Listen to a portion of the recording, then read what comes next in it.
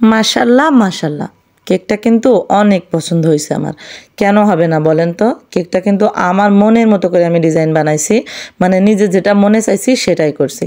তো এই কেকটা আমার পছন্দের করা, তো সবাই কিন্তু দেখে বলবেন কেমন হয়েছে।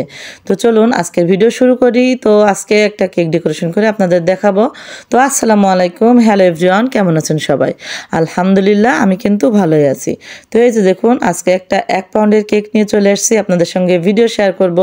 তো প্রথমেই আমি কেকটা ওভেন থেকে বের করে ঠান্ডা করে নিছি, আর এখন হচ্ছে উপরে ছালটা বাদ দিয়ে দিছি। কেন বলুন তো? উপরে ছালটা আসলে একটু পোড়া পোড়া হয়ে যায় আর একটু শক্ত হয়, যার কারণে কাস্টমারদের আমরা আর ওইটা দিই না। তো ওইটা কিন্তু বাদ দেই না, ওইটা আমার দুষ্টু ছেলে তাসিন খায়, ওইটা ওর নাকি ভালো লাগে খেতে, তো ওই কিন্তু খেয়ে নেয়। তো যাই হোক, এবার আসছি কেকটা ক্রাম কোট করতে।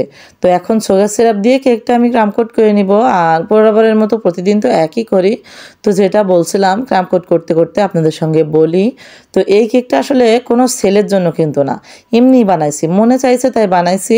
আসলে সেল করার জন্য কেক ছিল, তো ভাবলাম একটা না বানাই, দুইটা বানাই, দেখি একটা নিজের মতো করে ডিজাইন করে আজকে কেমন করে বানাতে পারি। তো সেই নিজের ডিজাইন দিয়ে কিন্তু আজকে বানাইছি, মানে সেল করা না, কাস্টমারের পছন্দ না, কোনো কিছু না, নিজে যেটা মন চাইছে সেটাই করছি। কারণ আমি দেখছিলাম যে আমি নিজে থেকে কোনো ডিজাইন ভালো মতো পারি কিনা। তো মাশাল্লাহ আমার তো ভালোই লাগছিল। এখন আপনারা পুরো ভিডিও দেখে বলবেন আসলে কেকটা কেমন হয়েছে।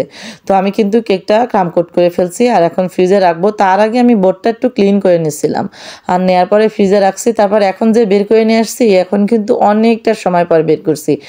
ভাবছেন যে মাত্রই বের করছি, অথচ না, আমি কিন্তু প্রায় 30-40 মিনিট মতো ফ্রিজে রাখছিলাম, তারপরেই বের করছি।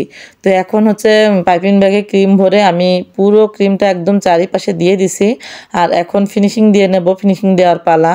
তো ছোট্ট একটা প্যালেট নাইফ দিয়ে, এটা আপনারা বরাবরই দেখেন আমার কাছে, আমার এই প্যালেট নাইফটা আমার কাজ করতে অনেক ভালো লাগে, আর ছোটো কেকগুলো তো বিশেষ করে অনেক সুন্দর হয়। তো এখন হচ্ছে পাইপিং ব্যাগে আমার লাল ক্রিম ভরা ছিল, সেটা দিয়ে আমি ভাবলাম যে পাশ দিয়ে একটা অন্যরকম একটা ডিজাইন করি। তো কি হয়েছে জানেন, ঘেটে পাইপিং ব্যাগ ফেটে গেছে, উপরে রেড কালার পড়ে গেছে। তো সাদার উপরে রেড পড়লে তো আর রক্ষা নাই, তো এটাও রক্ষা পায়নি। তো এই যে পাশের যে লাল ক্রিমটা, সেটা প্যালেট নাইফে সব লেগেছিল, আর উপরে যে একটু ঘষা দিছি অমনি সব লাল হয়ে গেছে। তো ভাবলাম লাল যখন হয়েছে তো লালই হোক, আর সমস্যা নেই। তো এরকম আসলে হয়, নিজের এক্সপিরিয়েন্সে করতে গেলে কোনটা কীরকম হবে আসলে বুঝতেই পারি না। আর যেহেতু প্রথমবার এই কেকটা করছি, তো মাশাল্লাহ ভালোই হয়েছিল।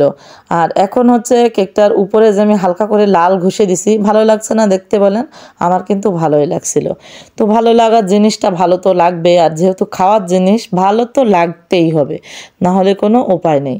তো যাই হোক করে নিছি, আর এখন ফিনিশিং দেওয়া শেষ। আর এখন আসবো গোলাপ বানাতে। অনেকটা সময় ধরে ফিনিশিং দিছি, আর আপনাদের দেখাইছি। কেকটা কিন্তু আমি অনেক স্লোলি মানে ফিনিশিং দিছি, দেখতেই পারছেন আপনারা। আর এখন হচ্ছে গোলাপ। তো গোলাপ বানাতে বানাতে আরও একটা কথা বলি, গোলাপ যখন বানাতে বসি, যদি একটা গোলাপ ভালো হয়, তো আমার কি মন চায় আরও অনেক অনেক অনেক গোলাপ বানাই। তো এটাও কিন্তু করতে করতে 4টা গোলাপ বানাই ফেলছি, আর মাশাল্লাহ 4টা গোলাপই অনেক সুন্দর হয়েছে। আমার কাছে তো ভালো হয়েছে, ওই যে বলছিলাম নিজের প্রশংসা আমি নিজেই করি, তো সেটাই কিন্তু করে ফেলছি আজকেও। তো এবার হচ্ছে নিচে একটা ডট ডট দিয়ে নিব পাইপিং ব্যাগ দিয়ে, আর উপরেও ওই পাইপিং ব্যাগ দিয়ে আমি ফাঁকা ফাঁকা লাগছিল, যার জন্য আমি 3টা করে ডট ডট দিয়ে দিছি। আর এই নিচের এই যে বর্ডারটা, এটা কিন্তু 2টা করে দিছি, 2টা দেওয়ার পরে কিন্তু অসম্ভব সুন্দর হয়েছে। তো এখন আপনারা এই কেকটা দেখে অবশ্যই আমাকে জানাবেন যে কেকটা আসলে কেমন হয়েছে। তো আজকের ভিডিও কিন্তু এই পর্যন্ত। সবাই ভালো থাকবেন, সুস্থ থাকবেন, আর ভিডিও দেখে অবশ্যই কমেন্ট করবেন আমাকে, আর জানাবেন আজকে আমার এই কেকটা কেমন লাগলো আপনাদের। অবশ্যই লাইক কমেন্ট করে আমার পাশে থাকবেন, পেজটাকে ফলো দিবেন। আল্লাহ হাফেজ।